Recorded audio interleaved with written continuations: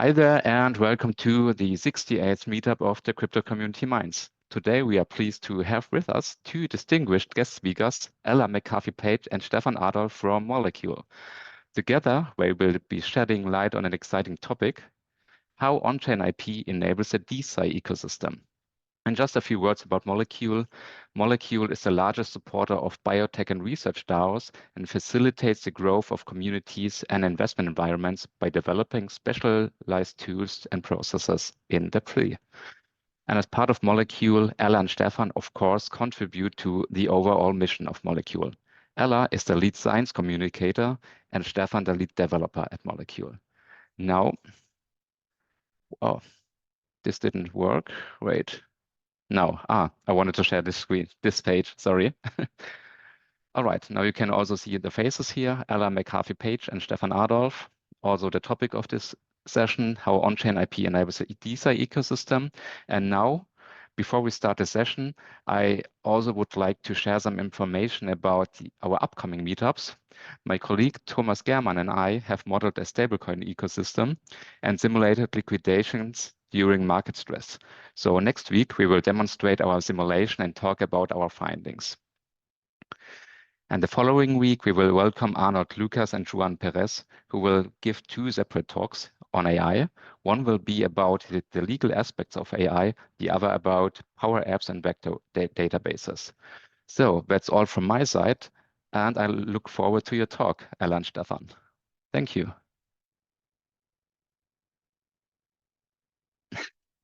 Awesome. Thank you so much, Christian. I'm very excited. I will be presenting first. Give me a second to set that up. Here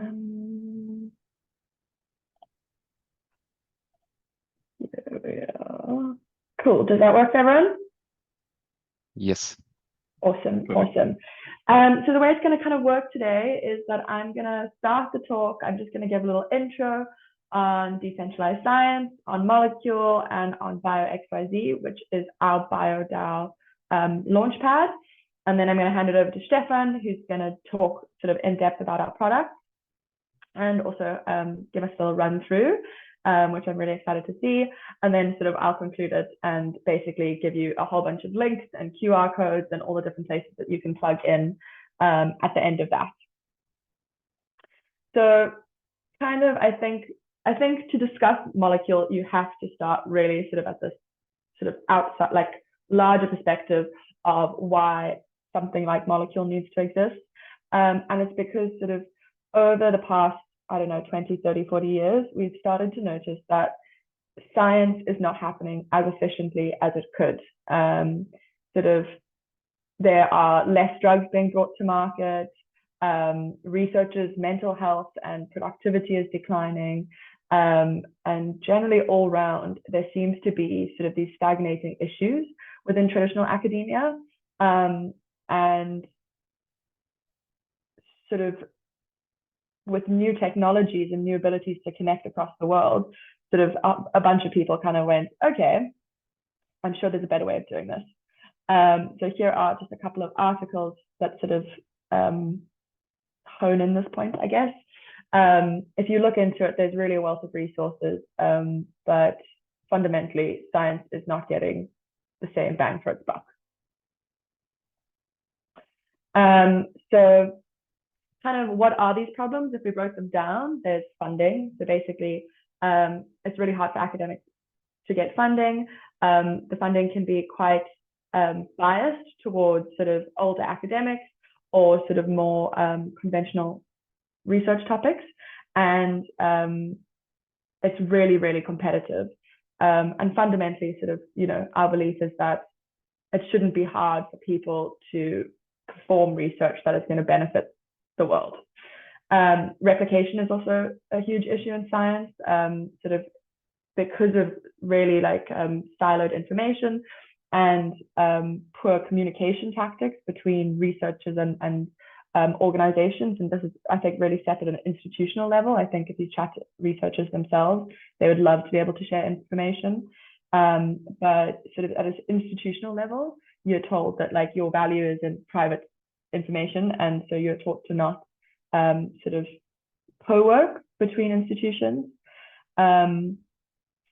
competition, which so further than funding, competition for funding, there's also just competition for sort of like promotion and career and awards, and it's just quite tough to be an academic these days. I'm sure Suyen can actually speak to it more than I can, but academics are sort of across the globe not very happy. It becomes increasingly tougher and tougher to have a stable income and a accelerating career track in this hyper competitive environment. And then lastly, as a science communicator, that's kind of where I deal with the most, is that like a lot of science and research that happens in universities tends to stay in universities. Like either they pay walls to get into to see academic papers, or much more fundamentally is like the public is not involved in any way in terms of academic research or how a drug comes to market.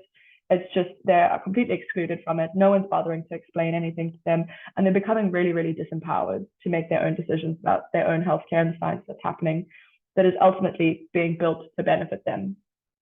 And so I put in this little note here about what is the valley of death.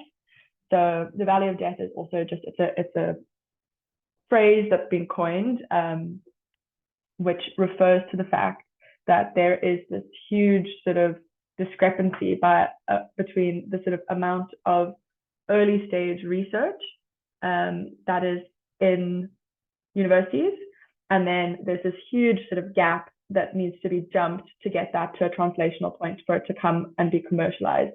And that gap is called the valley of death, because basically so many projects can't transcend that gap, whether that's due to a lack of funding or just generally a lack of expertise in how to commercialize an academic result, which, fair enough, a lot of researchers don't have those skills, nor do they really necessarily need to.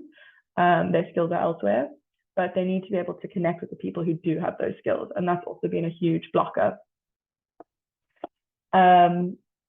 So, we've purported that those issues come from centralizing authorities. Funding, they're done by large sort of government organizations, and they're small sort of boards of advisors that choose who gets funding. That can be really, really swayed by personal interest. Replication also comes at an institutional level, not to share results and data. Competition, again, comes from an institutional level. And then accessibility, again, from a centralized authority, institutional level, saying don't share anything. So we've kind of like the principle of DeSci is that, we've gone, okay, decentralizing authorities are the issue. We've got ways of decentralizing things, i.e. DeSci. So that kind of takes us to the DeSci movement, and really sort of positions us in why we need DeSci, which I think for me, I always like to start with that when I start speaking about molecule, because I think if you don't understand what molecule is trying to solve, it's quite easy to lose sight of the bigger picture. And it really is a very fundamental sort of value aligned proposition of that there is a better way to help the world and there is a better way to do science. Okay, so decentralized science is a movement that aims to build public infrastructure for funding, creating, reviewing, crediting, storing, and disseminating scientific knowledge fairly and equitably using Web3 technology.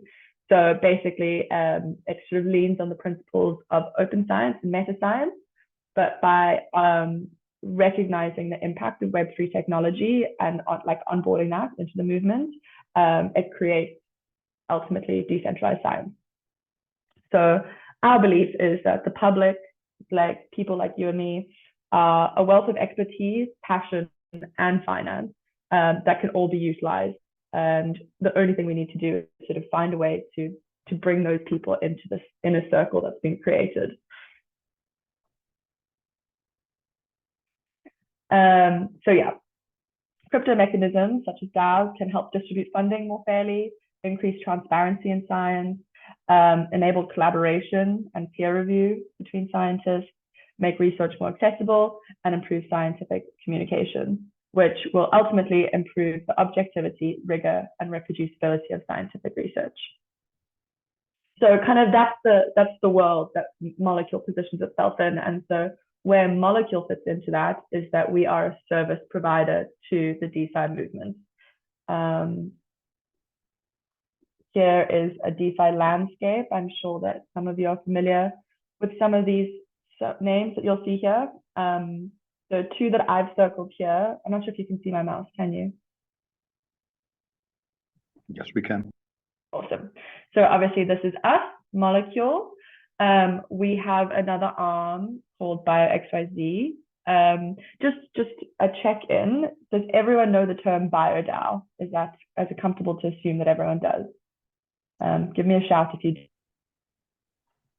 I think I haven't heard of it before, so feel free Cool. to explain it to me.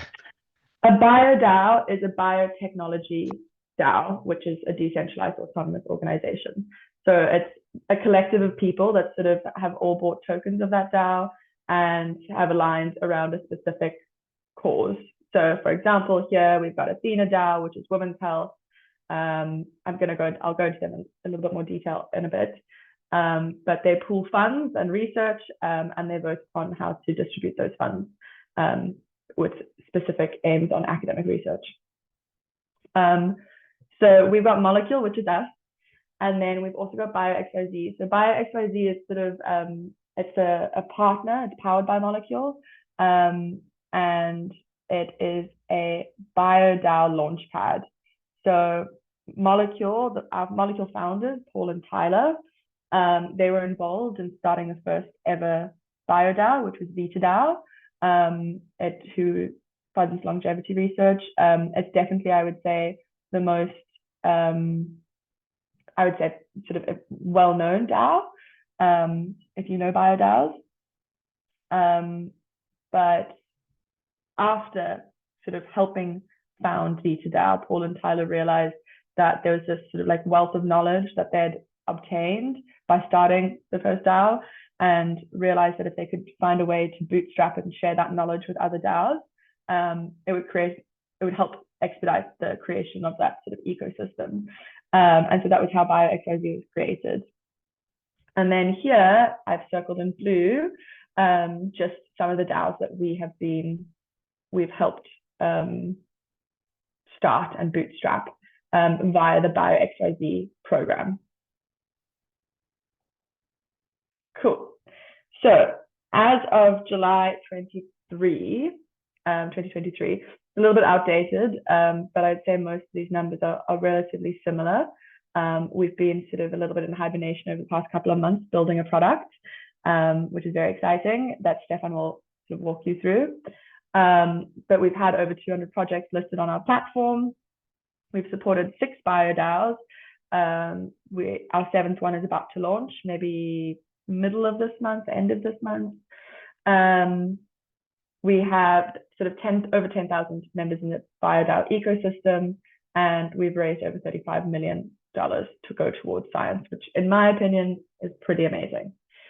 And so basically our sort of tagline is Molecules creating collaborative ecosystems where stakeholders in drug development can work together to expedite the process of bringing novel therapeutics to patients.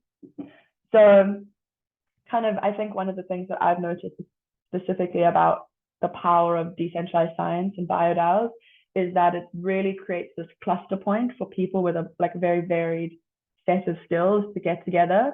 And that's why I think there is this sort of speed element, because instead of having to go and source every time you need a piece of expertise, you have to go and source it. It's all kind of there already, and you can just tap into it. And it's also always a vision aligned community, which means that I think the reasoning and the passion behind what people are doing tends to be very, very strong.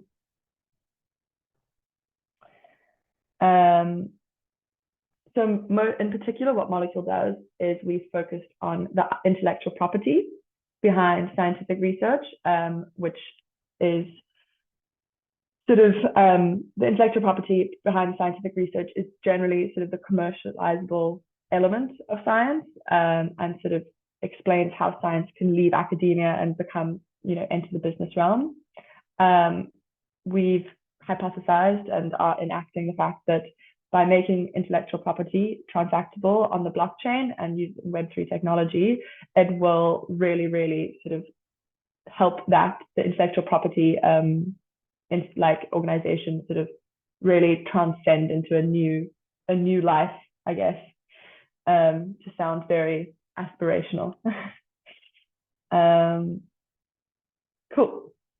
And then BioXYZ. So I've covered this a little bit, but it's the BioDAO accelerator. I think that's where I'm going to leave it for BioXYZ. We're not going to go into it too much.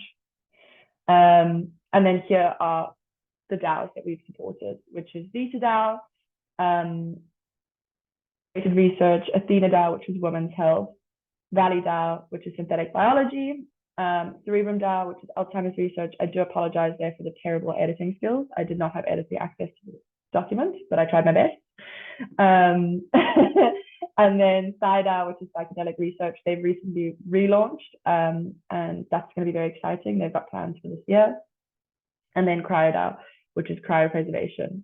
They also, sort of a month or two ago, closed a phenomenal raise on Juicebox. And so, yeah, there's lots happening. Very excited to sort of see how it all goes. And then, yeah, so this is going to be my little entry slide for Stefan to start talking.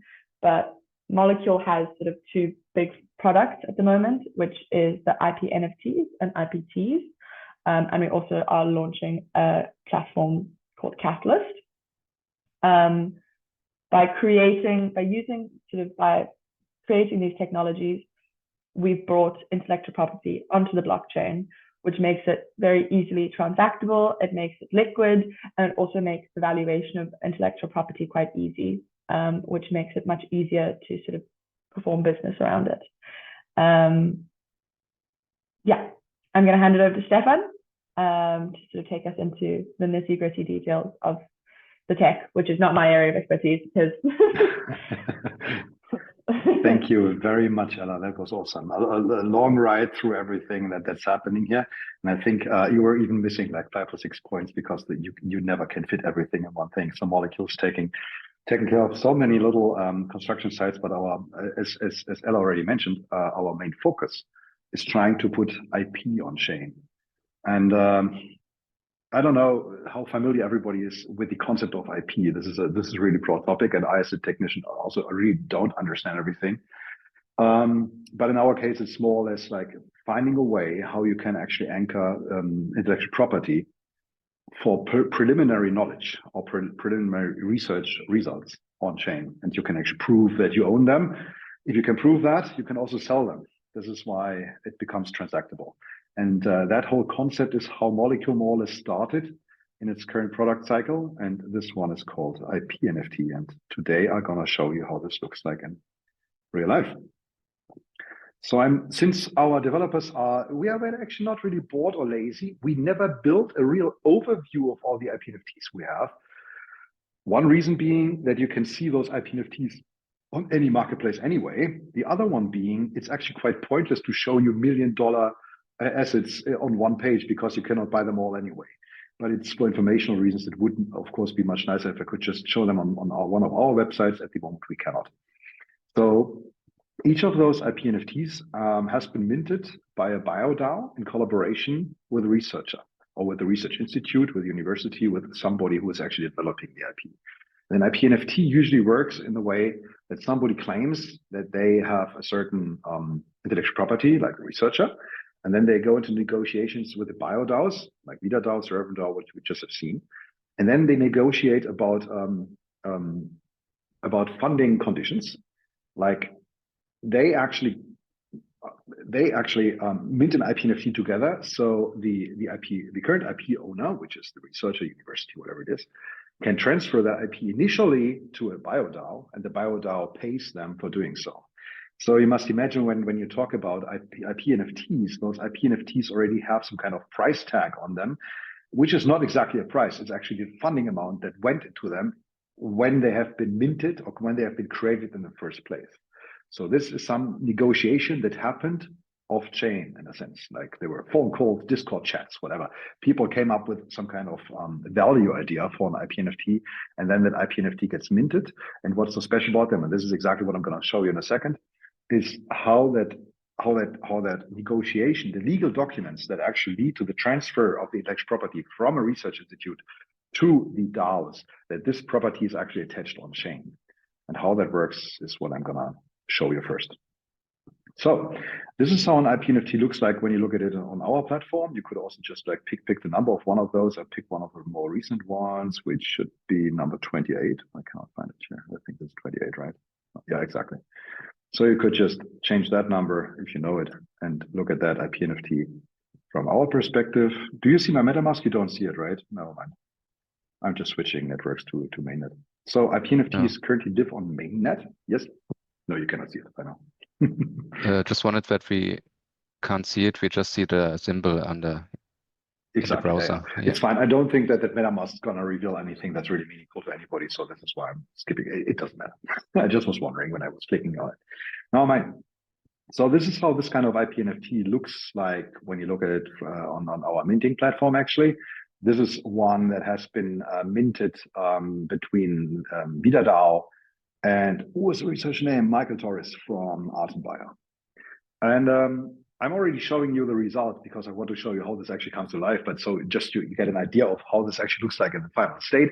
This is an IP-NFT, usually just contains a description and a very nice image. But what's quite important is actually the funding amount. So BioDAO spent in crypto, they converted that value definitely to dollars at some point in time. So they actually spent $91,300 for project funding. This was how this IP-NFT came into life at some point in time. I don't know exactly when it really was negotiated, but it was minted like only 2 weeks ago. But the IP actually has existed already earlier on another contract of ours. So this is how it looks like. And what can you do with that? You can actually fractionalize those IP-NFTs. You cannot see that on my screen because I'm not the owner of that one. I also guide you through that in a second. But when you fractionalize that, you actually get a certain amount of tokens that you decide as the fractionalizer. And those tokens is what we refer to as IPT. This is our main concept of it, saying, okay, there are 5 million pieces of or parts of that, or actually voting rights of that IP-NFT. And those IP tokens that are fractionalized of one intellectual property item, they don't really bear an intrinsic value in that sense. They mostly only help you engaging with the overall community, and they allow you, as a holder of that IPT, to take part in governance decisions around the further development of an intellectual property. So you must imagine IP-NFTs usually capture IP that is preliminary knowledge, right? So this is research information that will lead potentially to the development of a certain medication or certain biochemistry element or some molecule, what we call molecule. But on the way towards the research is completely open. So it makes absolute sense to have some kind of collective decision-making model. Not to say, of course, what you would like to have is potentially even some collective ownership. And this is explicitly what IPTs are not, at least not by definition. So they are mainly just tokens that allow you to participate in governance votes. And I opened a snapshot voting for another project of ours, actually the most prominent one, which is VitaFast. This is a project that has been launched in June by Victor Korolchak Labs together with BioDAO. They actually sold off those tokens on a larger CrowdSale event, and since then it's distributed among the community. And here you see that the community can actually vote on decision-making processes on top of that intellectual property. So this is what this fractionalized IPT is enabling on the ecosystem. It allows people to signal their interest in the project, to gain a certain vote on the project, and be actually active members of a community that defines how that IP develops in the long run. And now this is recorded, but I still like to mention that there's, of course, also potentially a reason why you would like to buy those fractions or why you would like to own them. This is not only about governance. You could imagine that by just holding this kind of token for anything that will commercially result of that IP during its development, you definitely will be considered a first moving party when this happens, right? So, but again, IPTs are not signaling any kind of ownership over the IP-NFT. It's just signaling your amount of interest in the overall community. Okay, so now that we have seen how this whole thing looks like, I would like to show you how it's actually created. For that, we have a demo deployment. Now I'm going to my MetaMask again, which you cannot see, and switch blockchains.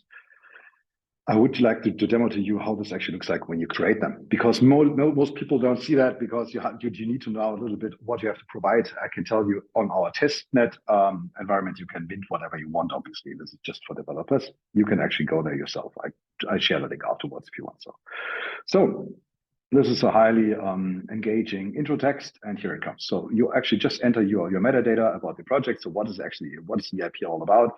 And I didn't come up with very good examples, but let's put that name on chain forever, right? Like the Chainist IP forever. I'm not really creative here. Chainist Meetup Minds on April 3rd, right? Let's develop some IP together. You want to say something, Ella? I was just turning my camera back on. Got it. How much money are we negotiating? That's obvious. The lead researcher is Ella, and no, sorry, the organization is University of something, and this is Ella, and the email address is ella@ella.com, and the symbol is Ella, obviously. That symbol doesn't have a real meaning in the very beginning, but it's the default symbol that's going to be used when we are creating IPTs out of that IP-NFT that's coming into existence. Now, the first thing you attach to an IP-NFT is actually a legal document that you create. We don't have to do anything with that one, but now it's simple to say it's some PDF, right? What is it looking like? Now, we don't have really good samples for that one because they are highly professional, containing like 30 pages of legal knowledge, but we at least can give you some hints of how you can create them. So we have a template for that you could use if you would like to set that up on your own. You can read that. This is actually a legal document that defines the relationship, monetary relationship between the buyer of the IP-NFT or the original owner, which is the IP-NFT minted quartz, which is usually a BioDAO in our case, and the actual researcher. So this is the agreement that says, okay, we are paying, what did I say, 12,345 euros to research something on Chainist mines. And the title of that one is some agreement, it doesn't matter. And you say, when have you signed that actually? Because this is just metadata. What we're uploading is a PDF. I cannot read the date out of the PDF. Now, who's funding that? Let's say, we had the example. So I put everything on here, so everything is on chain, and we can go back to that later on. And let's choose the sponsor research agreement. Now you select the file that you actually would like to attach here, which is the PDF file that contains the legal information. As I said, this is negotiated completely off chain. It's just attached as metadata. The next legal document is something that we create for you as convenience. This is actually the assignment. This says, okay, there was a research agreement in the previous step, and all the IP that's mentioned in that step, all that IP is going to be owned by whoever is owning IP-NFT number. I don't know if you can read that, but I hope so. IP-NFT number, what is it, 100 something, I guess. I cannot see it on my own. It's mentioned somewhere. There it is, 19. So whoever owns IP-NFT number 19, which is not existing yet, this is just a number that's gonna be created on chain in a minute when I hit the emit button. Whoever owns that owns the rights on the research and the IP that's defined by the research agreement on that other document that I filled out in the previous step. So we are signing, name of the user signing for the assigner. I think this is the DAO owner, which is maybe, I don't know, what was it, Brian. And the assignee is Ella. So those are actually the partners that transfer the IP between each other. And funny enough, I don't know if you can see that on that scale. This looks for German eyes, this looks really weird, right? So why should that be legally binding if you just put the word Brian in here? Under American law, this could be very much valid legal document, even though it's not hand signed. So this is why it's totally sufficient to do that. We're also putting a digital signature of yours on chain that proves that you accepted the terms that were written on that document here. So since you cannot see my MetaMask, you might not be able to follow up that one, but trust me, it's gonna be found. Wait a second, I have to choose an image. That's not the wrong one. I have to choose the right one. Use a nice image, which is representing, I mean, this is just something that you can show in OpenSea. Most of our minters actually come up with something pretty nice on that side. And that's essentially it. Now the technical part starts. And I hope that everything works well. I didn't test that today. I hope that nothing has broken during the weekend. You don't see my MetaMask. So when I'm signing in, the first thing I'm doing is I'm just creating a signing with Ethereum message that allows me to authenticate against other protocols that we're using. The first agreement that you have seen is actually encrypted with a protocol called LIT protocol. I don't know if anybody ever heard of that. This is pretty cool because it allows you to store encryption keys and even private keys decentralized, which means actually they're sharding the parts of keys, and they're distributing the shards of those keys on a network that is not able to recover the full key. But when you can prove that you fulfill some kind of on-chain condition, you are actually allowed to get the shards of those keys and reassemble the full key on your machine. And with that, you can encrypt or decrypt things, actually. And what we're encrypting here is the first document, that the research agreement that I uploaded first, because that document already contains confidential information about the actual IP under development. This is why we're encrypting that. So when I'm minting that, we're uploading those PDF files and the images to IPFS using Web3 storage. Then you have to sign off that you understood all the terms.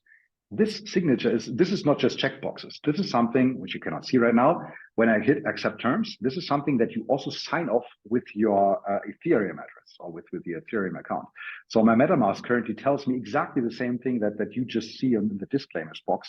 And it tells me that you agreed really on those terms. It is also listing IPFS hashes that allow you to actually re-verify what you agree to. And you can verify later on by that signature that the one minting that agreed to those terms. And those terms actually claim that you agreed particularly to the terms of that assignment agreement that said, okay, this IP belongs to the one who owns the IP-NFT. And now here comes the interesting step that sometimes goes wrong.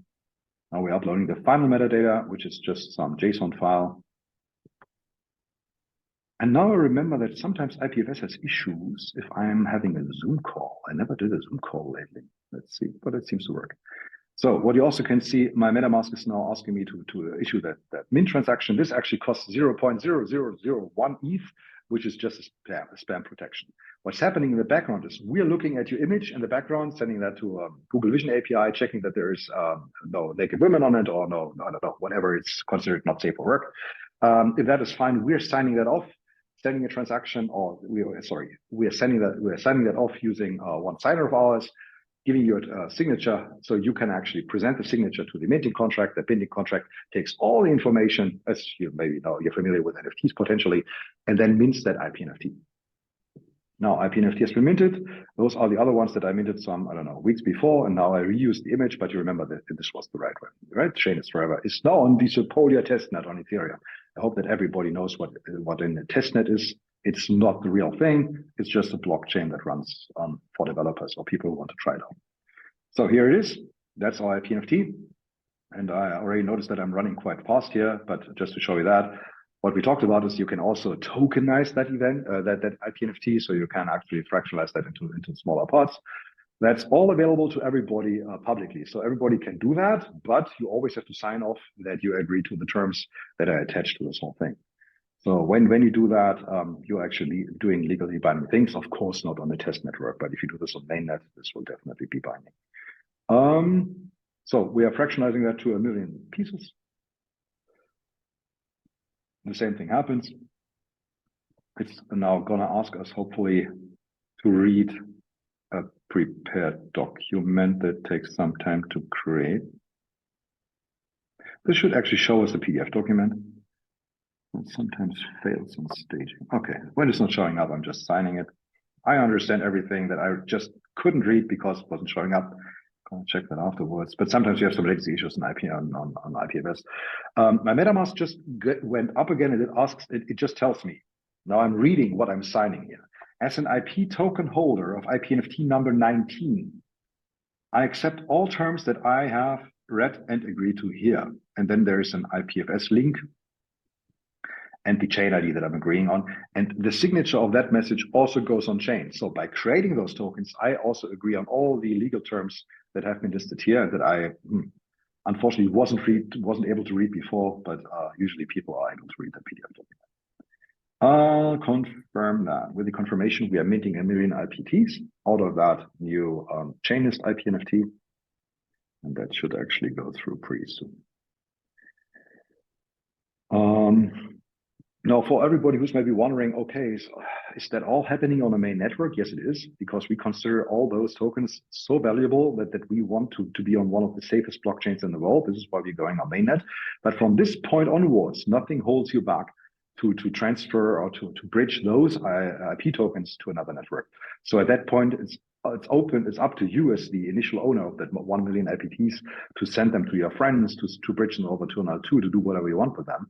One thing that you definitely can do, and what also has been done before, you can actually start raising funds with it. So you can sell all of them or parts of them. So all of them would maybe not be the most clever idea, but you can sell them to your community.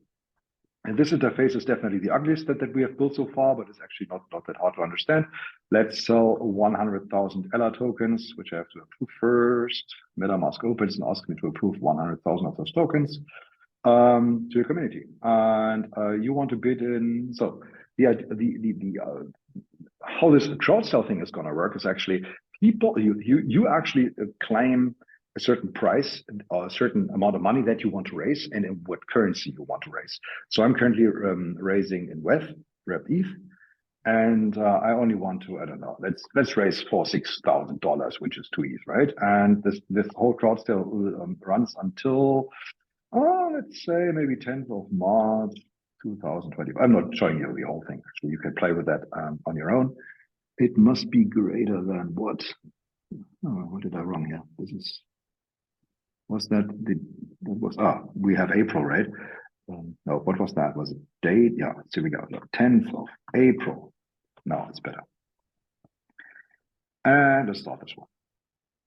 With that, I'm actually going to cancel the whole demo at this point because what's coming up will take some days to fulfill.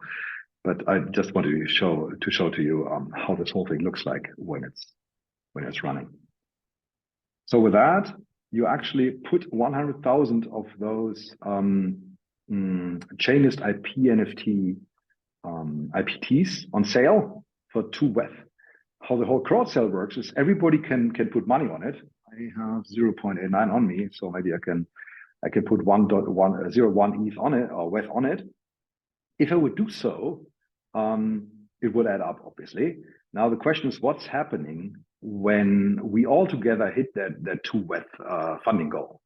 Nothing is happening. We could actually put as much money into this thing as we want. So we can put 1,000 WETH on it. But the how this CrowdSale that we build works is everything that's surplus to WETH will be given back after a certain locking period.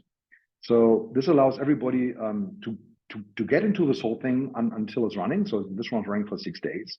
Everybody has a chance to get into it for that amount of time. And you will get an allocation depending on the pro rata contribution that you actually did, right? Everything surplus is going to be refunded. This is how this model works. There are a million reasons why this is working like it is. Very good reasons have been actually that usually research projects will just ask for a certain funding amount that they want to raise, on top of what they already got by the BioDAO. And this is why we actually kept the CrowdSale saying this is more or less a fixed price thing. You say you want to raise 2 WETH for 100,000 tokens. Now you actually have a price tag on the token if you want so. And this is usually the initial price that you will open up that fractionalized token to the open market. And that's exactly what Beta Fast was doing in the real life. So everything you just have witnessed is of course testnet. Now let's go back to the real thing. And I'll show you how our most successful project looks like when this actually goes through. No, it's not 28, this is upcoming.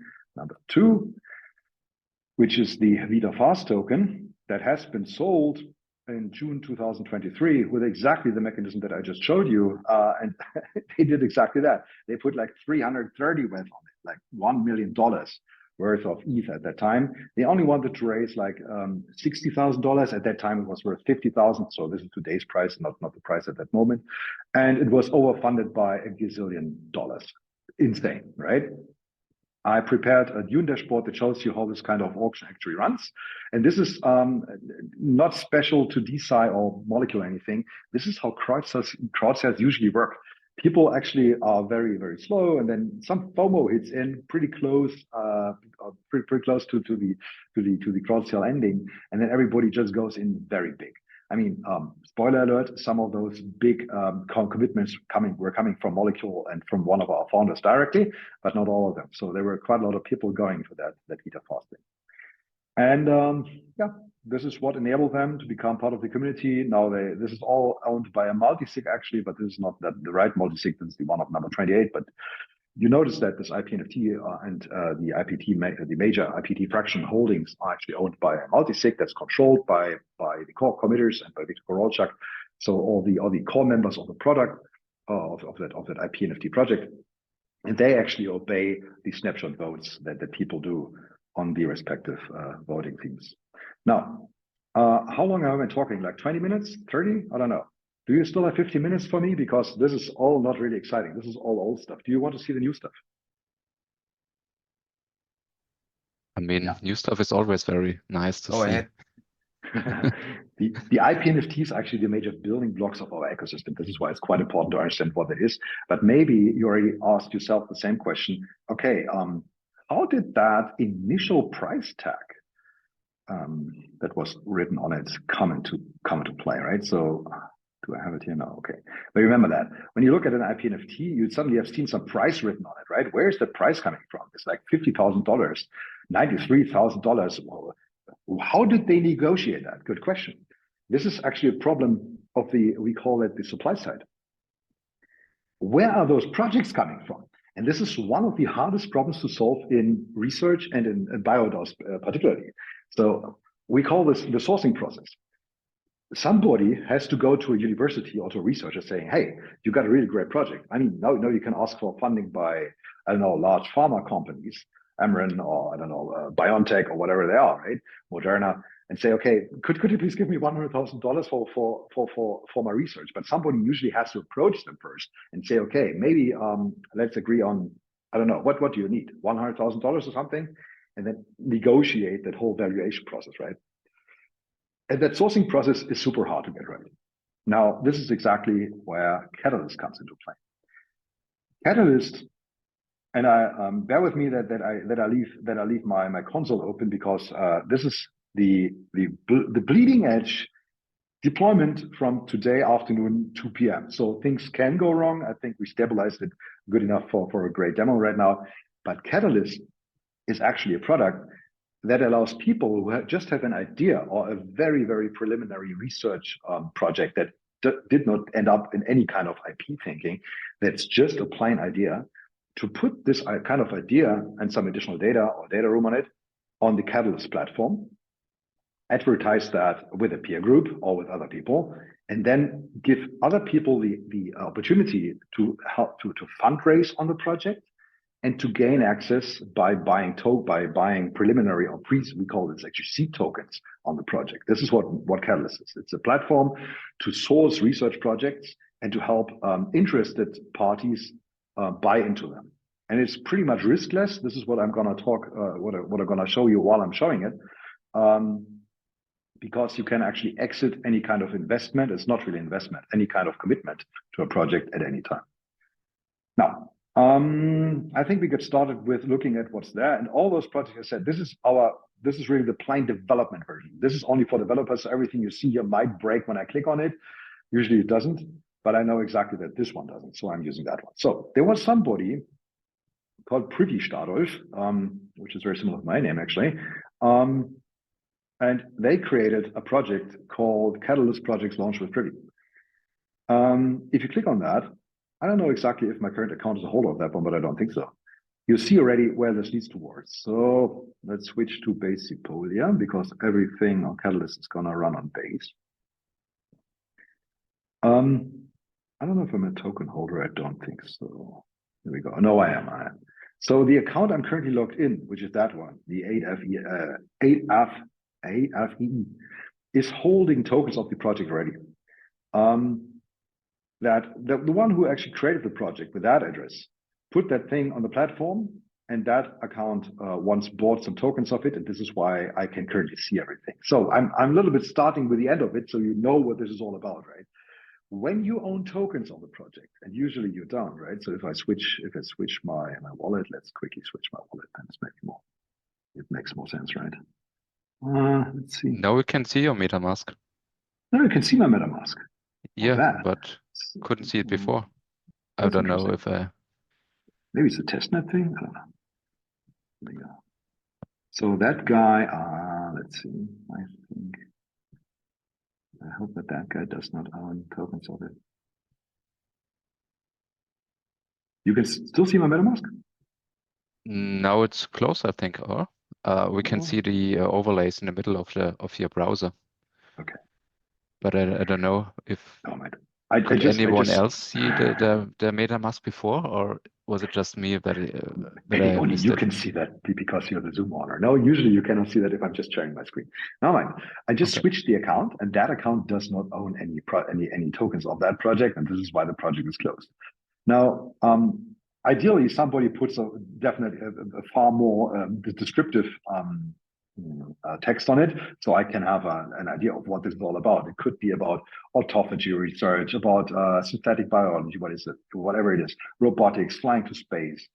And I mean, this is made for very early fundraisers. And the one who's creating the project can upload an arbitrary amount of files that even could be encrypted. Or token gated to people who buy into that seed project. And this is actually built in a way that most of the data is completely public. So this is a document that somebody uploaded. So when they created the project, so everybody can see that. But if you want to join the conversation around the project, you have to actually buy in.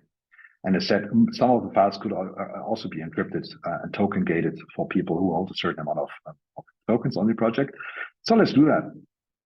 Let's buy, I don't know, 10 of those tokens.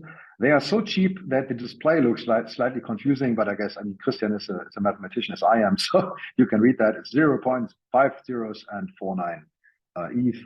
There's a little fee on it that's going to be distributed to the ones who put the project on the platform once it is successful. Hello.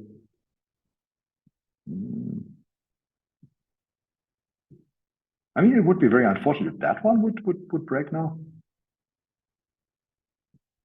I'm connected with the right wallet. I think so. Okay, that buy button is gone. That's weird. Let's check that. It's quoting correctly. That's why I have the console open, right? Oh my God. Oh, that's really bad. That's really bad. Bad state. Sorry. We are in a this is actually expected, but we didn't implement the error messages yet. So this is still from version 2, I guess. This is like version 14. Sorry, we upgraded the contracts already. So this project is closed. We actually have a closing time to raise funds, and this one expired in the past. I don't know when it did, because I launched that like last week. I completely forgot about that feature. So okay, now this is a very bad demonstration because I on the way decided I want to show you the ending first. Let's display the beginning, right? So let's say you're a researcher, and to make it even more nice, let's log. Since you're a researcher, you have no clue about what Web3 is, so you can actually log in with a Google account. Oh, but lets me so. There we go. And if you logged in with a Google account, you don't even have any funds on you, right? So you don't know what a blockchain is in a sense. The great thing is you neither need any gas, nor do you need any knowledge about the blockchain to launch a project. And I mean, we're not really alone with that. Many people are telling that story, but we're still pretty proud that we actually made it, that we made it down the whole road. So I'm currently not connected to any MetaMask. I'm connected to my Google account using a technology called Privy. And you should be very familiar with that kind of flow. We upload documents that describe the project so other people can have a look at it. And I'm just using the same document all the time, so bear with me. not coming up with something more creative. Then you give your project a name. This is like space flight from Mainz to Mars. And some project description, which I'm definitely too lazy to think of. Then again, so it reminds me a little bit of the CrowdSale thing. It also tells you, okay, when you launch the project, how much money do you want to raise on it, and when is your deadline for that? So this is actually the time until people will be able to go to raise funds for the project. Maybe 12 p.m. I just seen that the Jock was activating his camera. I'm taking questions in just 3 minutes. Just give me the last minute to just demonstrate this works. So you can actually find a funding goal. This can be nearly anything, but our front end will restrict you to something. Let's do this maybe. Let's raise 0.1 E. Oh, okay. Read what's written there, right? Like that's maybe good enough. Then you need to sign messages again. Since you don't have a MetaMask, we're signing this using the key that was created by the Privy wallet in the background. And this key is not really living on any network. This is also just living in your browser session right now. So this is a signing key that's ephemeral and only comes into existence once you ask the network to give you the 3 key shares that you need to recreate the key. And there's a little line saying here, we'll pay the fees. This is the account that's currently bound to my Google mail address. But when I launch that, this project is launched using a smart contract wallet that's deployed for that address, or reused in that case. And that actually is an abstract account. And we are paying the fees for all the transactions from that abstract account. So the sourcer doesn't have to pay any Ethereum fees, anything. They don't have to bring anything. Anybody can launch a project on the platform by using the Privy bound or Privy controlled smart contract wallet. And here it is. As the sourcer, or this is how we call it actually, as the one who created the project, you have of course instant access to your own board section, which is say, okay, how do you like space? And everybody can actually join that conversation. I think I did there, sorry. And talk about the project, but you only have access to that one when you have tokens on the project. So this is an old error message. Exactly. There's a little bit of metadata on it. There's even a chat box on it, so you can actually get in direct touch with all the people who bought into it. And just one last thing. I said, okay, you can buy into it, and now I want to raise 0.3 ETH, whatever that means. It's not even shown on the page because my colleagues are currently just deploying that. But this is how the buy curve looks like. And just one second, let me just quickly explain that one. The price on that fundraise goes up. So when you are very early on the project, you pay a far lower price than when you get in late. This is usually referred to as a bonding curve, but we try to make this as fair as possible. So we don't want that there is some kind of price war going on between people who just have the alpha and buy in and cash out against latecomers. And that's why nobody can actually cash out against others in our model. You can buy in at a certain price. And if you don't like the project anymore, say, okay, I think this was the wrong decision, you can just exit it. You get exactly back what you've put in, minus a certain fee that's, again, distributed in the very end, but you get your money back. And at that point, there is some weird mathematic mechanics behind it that makes, that actually tempers the total amount of tokens. But in the end, the area under that curve will hit 0.33 ETH. This is the amount that I just put in there, right? So the whole goal is to raise that amount of money under the curve until a certain deadline. And once the deadline has been hit, those seed tokens are gonna be free. So at the moment they're not transferable. At the moment you can just mint them or maybe burn them. At that point in time they become transferable. But nobody can really cash them out in a sense. I mean, maybe there's an open market for them at that point, but this is usually not going to happen. Those IP seed tokens, so the Catalyst tokens, the seed tokens for each project, they are just representing your right to access that chat area, and they give you again governance rights over the funds. So the funds that have been raised through the process, they go into a governance treasury, which is currently also managed by a multisig actually. And the whole reason why we're doing that is that this is your initial money that you're going to use to mint an IP-NFT. This is the amount of money that's supposed to go into the initial IP-NFT mint. And the idea is when you raise the money and you mint your IP-NFT with that funding amount, then you usually fractionalize that. You remember that to an IPT. And then you can distribute that IPT pro rata to everybody who bought in, or who helped you fundraising your initial project. This is the idea of Catalyst. And this is actually where the circle closes. Well, that was my contribution. Thank you very much for being patient. Thank you so much, Stefan. That was great. I am gonna, so basically Catalyst, I think if I was to boil it down into sort of, it's basically going to be a platform that's going to help really early stage research get its first tranche of funding. And it's also going to allow various sort of stakeholders to have governance over this project by buying those IP seeds. And then once the project reaches its funding goal, it can be turned into an IP-NFT. And so we're really, really excited about that. I'm going to put up a QR code, which is going to send you guys to a type form for early access to the product. If you would like to go and dig around and explore once it's launched, I think that should be happening soon. But yeah, I would really love if you guys could obviously have a look around and contribute and see what you think and give us your feedback when it does eventually go live. And hopefully you guys will get some IP seeds and fund some science, which is quite cool. I forgot to share the link. This is a live application on a live blockchain. I just posted the link. If you have basic polio on you, there are faucets out there, or just approach me. You can buy into our project and we can continue the conversation on that space flight project on the board if you want so. Don't do this right now. Sorry, give me a second. I'm trying to share my screen here, having back and forth here. Do you know what? Actually, I'm just gonna. Actually, no. I'm gonna do it. Give me a second. Here we are.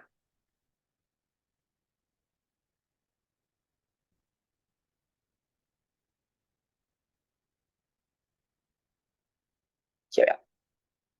So I've given you a whole bunch of QR codes. Here is a QR code that is the most important, which is our Catalyst early access.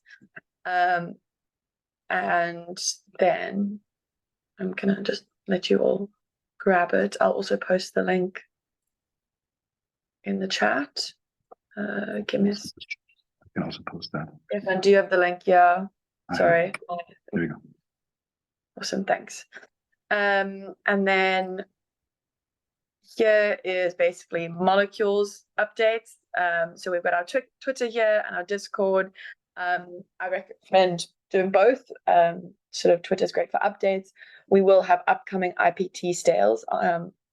Currently, I think BetaDAO is set to tokenize one of their IP-NFTs around the middle of this month or the end of this month.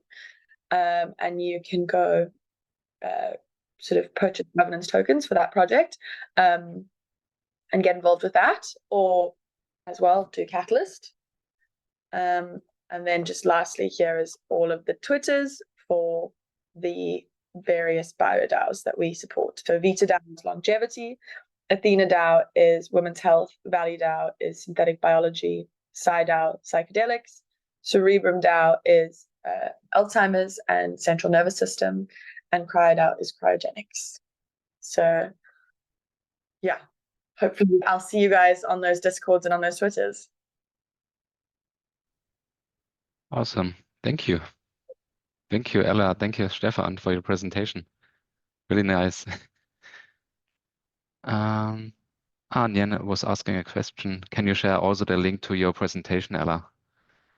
Hard to capture all the QR codes at once.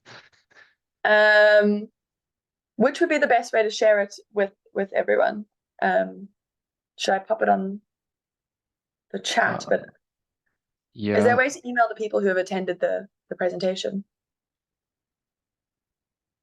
Good question. I think one possibility would be to share the link via Meetup, maybe. Cool. So people will get the notification that you have posted something there. But I think, Christian, you also did a great job, and I think you already posted lots of our links on the Meetup page anyway. So yes, all the pointers are on it. If you go to BioXpertZ, I think you should also find all the pointers to the individual DAOs. And I mean, our Discord link should be pretty obvious. All right, great. Molecule.xyz is the domain. So from there, you can find everything. Yeah, and of course, I will put everything in the description box under the video afterwards. So I will share also the links there. Also maybe the presentation of you, Ella, maybe if you would like to share it. Okay, cool. Great. I will share those QR codes with you then, Christian, afterwards. All the links, yeah. We've also posted all of those links in the chat as well, if that helps. Yes, and maybe there are lots of questions here in the chat. Maybe Nien, you posted a lot of questions there. Would you like to Yeah, I just do some follow-up on it? dumped all my thoughts while I listened to Ella and to Stefan.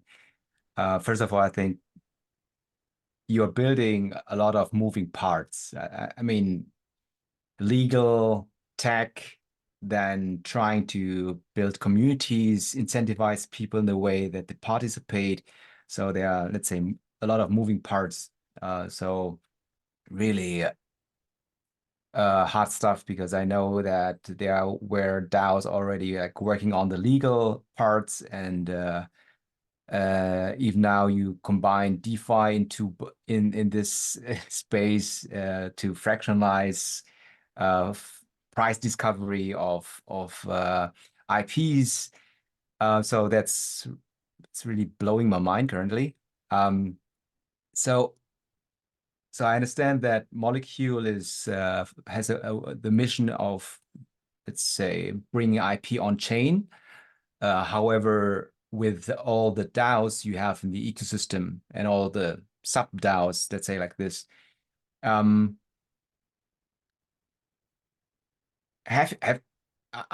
still trying to understand if, Ella, you laid down in your presentation the 4 or 5 challenges in medical or biotech research, right? So we're funding and the 3-4 areas, which I don't know by heart. But if that's the problem, right, we have, how isn't there an easy way for big centralized authorities or big pharma to just snipe all those IPs? They have the money, right? They have the power to just sneaking in and then buy the IPs, and then innovation is dead, right? I mean, that's easy game. So just for clarity on my end, are you saying that that's concerning that maybe a big institution might buy or sort of create an IP-NFT and then kill research? If you have a researcher, you have a brilliant idea. That's why my personal critique in the industry, that you have brilliant ideas there, and they can solve a real problem, right? But they don't emerge or can be commercialized, as you say it. And when I'm a big farmer, I have no interest that, for example, I'm into pathogens. For example, I know pathogens can be a solution for antibiotics, and antibiotics is a market where actually big pharma don't want to spend money, because it's the supply is limited. So, but as a researcher, I have something which is bacteria resistant, not resistant, like antibiotic. So big pharma can go in and say, okay, I like that idea, but I buy it, but I want to control the supply of the research, right? And then I just stop it. I buy the IP, and then it's not moving forward. So that's my critique, or how that entire thing solves that problem. So I can build up if I'm a big farmer, I can just do the same business as usual, beat DeSci or whatever. I think fundamentally for me is like the fact that sort of pharma, although it is often sort of viewed as this sort of malignant, sort of terrible entity, ultimately it's just a very profit orientated industry. And so I think it wouldn't kill research. Like, I think the concern about big pharma coming and killing research is They maybe don't need to kill it, but they can own the IP. And but also you so, don't have to sell it, right? So I mean, this Yeah. is I mean, if you this is OpenSea, right? So you can make a good, what's it called, a collection offer, and say, I would say, what's the floor here? $1 million. But still, you don't have to do the trade, right? So it's still Yes. a matter of the one who's still owning the IP-NFT.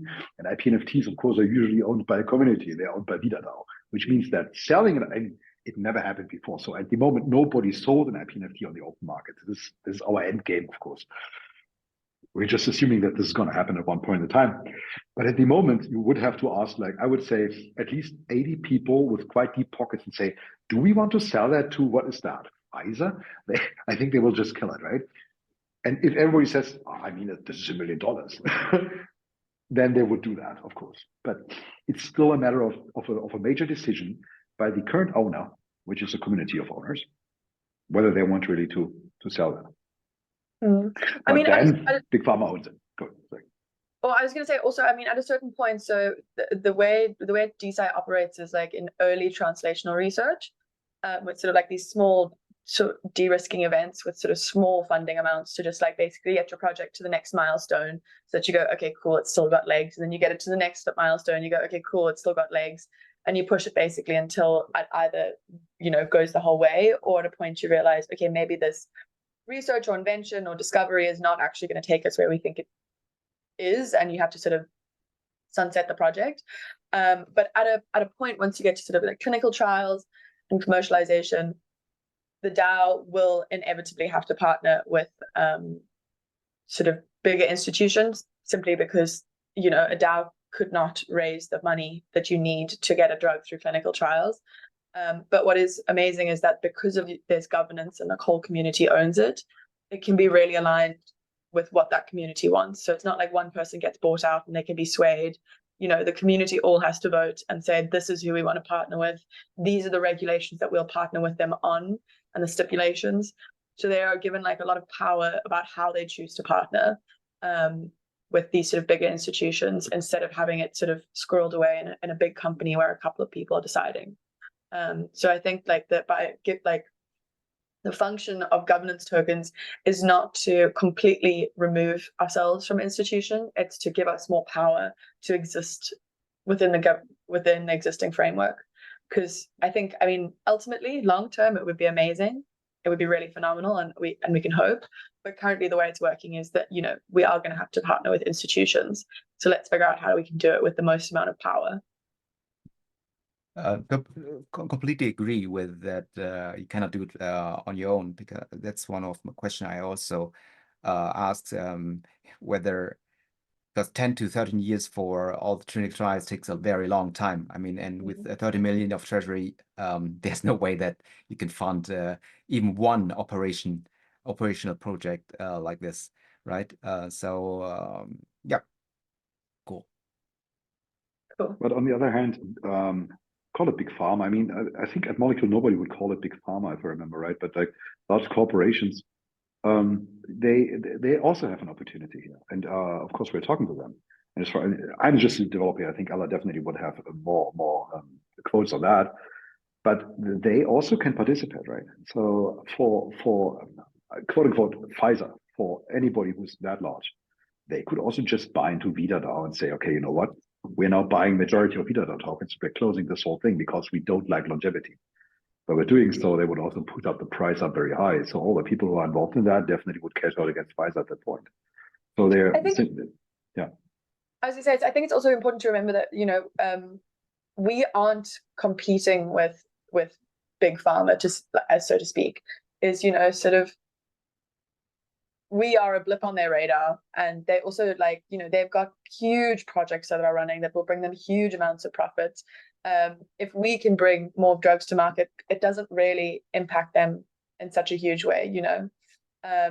And I don't think sort of pitching the two together, although I think DeSci exists as a way to kind of fundamentally shift the system, it's not a direct competitor. There's very much the ethos of sort of, we'll do it our way, you do it your way, and we're both going to be bringing drugs to market, because ultimately sort of bringing drugs to market is what's going to help people, you know. And that's, I think, really important, like to have all those stakeholders aligned. It's just about getting drugs to people and helping people, you know.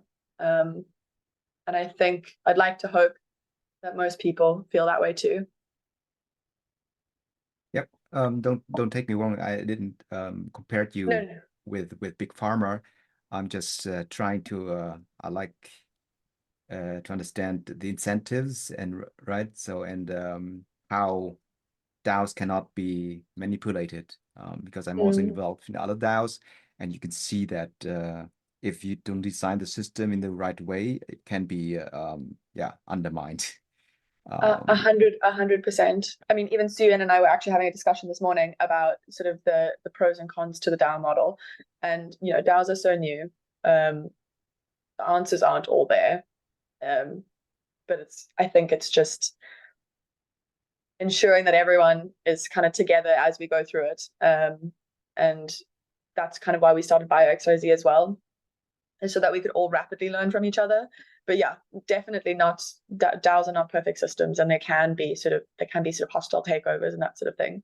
Never happened yet to us and BioDAOs. And we have sort of put lots of measures in place that sort of will protect against it. For example, the DAO treasuries are multi-sig wallets and that sort of thing. So yeah, I mean, please, I hope that something like that never happens. I mean, the majority of all the tokens are still owned by the DAOs themselves right now. So this is definitely not fully diluted. And yeah, at some point the question is, does governance really work, right? And I mean, many people have been there, like in Moloch or something. How do you actually have a fair voting system on a thing, right? If you just do voting by the deepest pockets, then it's pretty easy to take something over. If you do this quadratic, it's harder. But this is more or less exactly. But this is more or less something that's of course out of scope of Molecule, because we are, as you've seen, we are the enabler of that IP-NFT primitive of the ecosystem as a whole in a sense. But this is actually just building one block of it. This is building the DeSci block. Everything else can just arrange around that. So if there are people who understand DAOs very well, they can actually set up BioDAOs in a far better way than we could. We're just doing the basic things that work pretty well. But yeah, if you want to go fancy, there are lots of tools out there that can help you doing that. It's also not hard to migrate, right? You can just like transfer all the tokens to another voting system, and then the governance works maybe in a far better way. You can add time locks, you can add actually maybe even delegation to it or whatever it is, right? So there are lots of tools that you can use for fair governance. I think in addition to that, what you just said, Stefan, there's ongoing research regarding DAOs to make them more robust in the future. So hopefully we will see more robust or resilient DAOs in the future. This would be great. I also would have a question for you guys, especially regarding the regulatory perspective on what you have built. Meaning, as I understand, you can attach legal documents to the NFTs, right? But what now I have in mind are these tokens, or what if a person buys a fraction of a token? Is it really legally binding? And what if a person comes from a jurisdiction that functions somehow differently from other jurisdictions? I don't know how to question to make a question here out of it. I don't know. Is it truly legally binding what you have built? Me or you, Stefan? I can actually absolutely take that, because this is the first question, the second question that everybody asks, besides Jan's questions. Yes.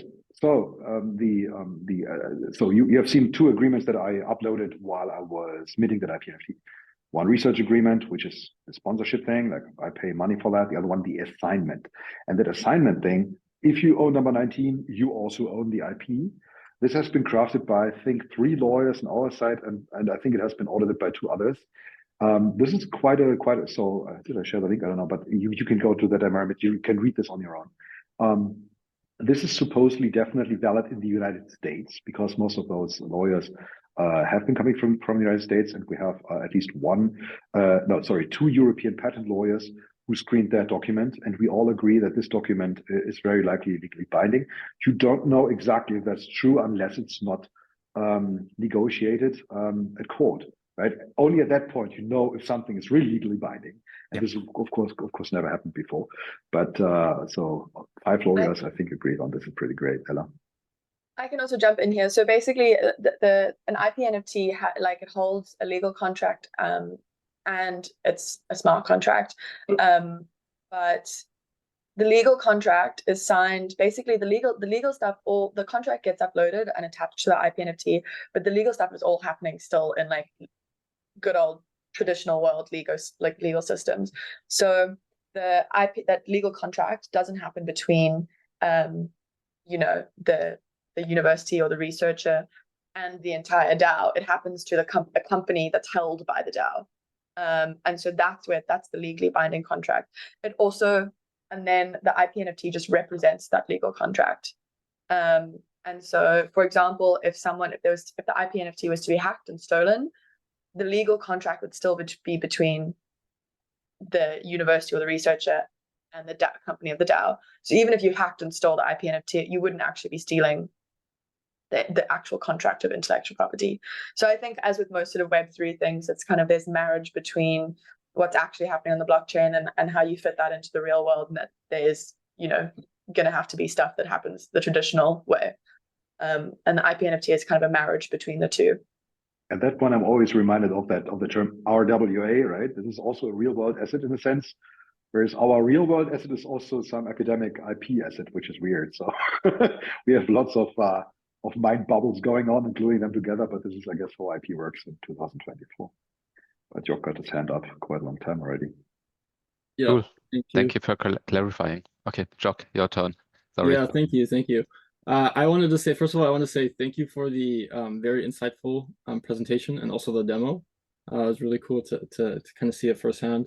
My question, I have 2 related questions, which are kind of about the mid to long-term vision of all of this.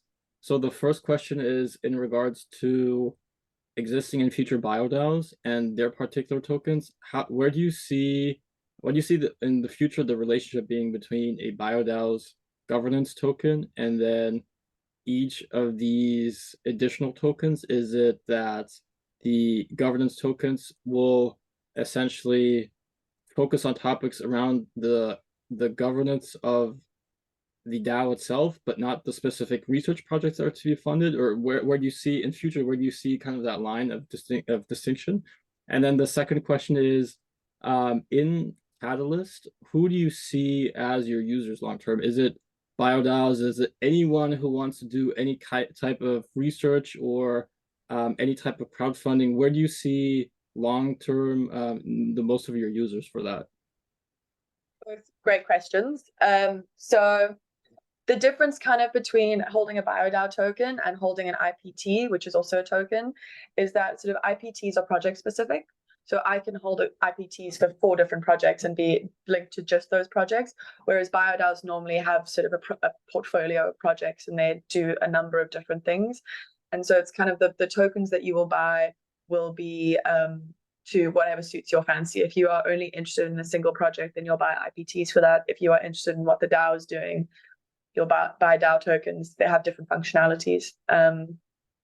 And I think I would say that most people probably own a cluster of both, if that makes sense. I wouldn't say that you really come across someone who's just holding like a singular type of token. If that answered that question. Yeah, maybe. So I think fundamentally I understand, just maybe to give a little bit more context. So you could think of an existing BioDAO's governance token also on voting, for example, what research to fund, right? But how is that different from, let's say, the demand of a token, you know, coming through Catalyst? So how do I, if I'm interested in this research, how do I essentially vote, or how do I show my commitment towards that specific research project more? You know, what outweighs the other?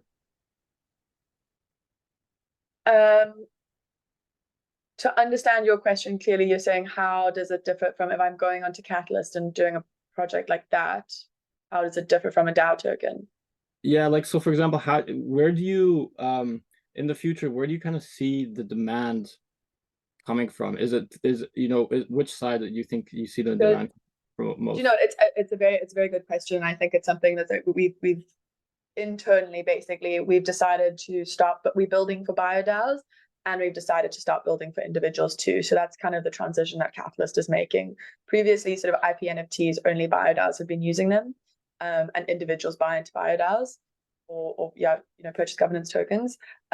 We, with Catalyst, are making the shift to be on a more individual scale. So if you are someone who wants to fund research, you can come onto Catalyst. And so I think that maybe is actually going to answer your question, is like, with the IP seeds, that is at an individual level, and we do envision at some point that like the collective group of people that have all bought IP seeds, once that reaches its funding goal, it turns into an IP NFT, and the holders of those IP NFTs are the people who are holding the IP seeds. So then it almost sort of, that can be a BioDAO. It doesn't necessarily need to be a BioDAO. So that kind of almost circumnavigates the BioDAO sort of topic or role player. I think the way we envision it is that you're going to have individuals and BioDAOs both using Catalyst. And the BioDAOs will probably be our power users because they have funds. But, you know, there will also be projects that can get funded without any BioDAO backing. If that helps, maybe? Yeah, thank you. That makes sense. Cool. Yeah. So that's like, I think why we were sort of saying to you guys that you should definitely fill in that type form, is like, we're making this move to be more individual based. So you can come onto a chat room, buy an IP seed, offer your unique area of expertise, whatever that might be, to like, help a project sort of get further. And you can also say, you can buy an IP seed and say, I think this project's absolute trash, sell your IP seed. Or you can buy it, see it, leave a comment, improve it, then say, like, I believe in this project now more, and buy more IP seeds and to own a bigger stake of it. You know what I mean? Or not own, sorry, that's an incorrect word, but to govern a greater stake of it. So you can kind of, it's like, it's got this ebb and flow of you basically like choosing what you believe in. And that's, we hope that the community will be able to select for the highest quality projects, and those will be ultimately the ones that get funded. All right. Thank you. We are already a little bit late, so I would like to wrap up the official part of this session. And so, everyone out there, thank you for watching. Thank you, Ella. Thank you, Stefan, for your awesome presentation. Yeah, see you next time. Goodbye. Thank you for having us. Bye.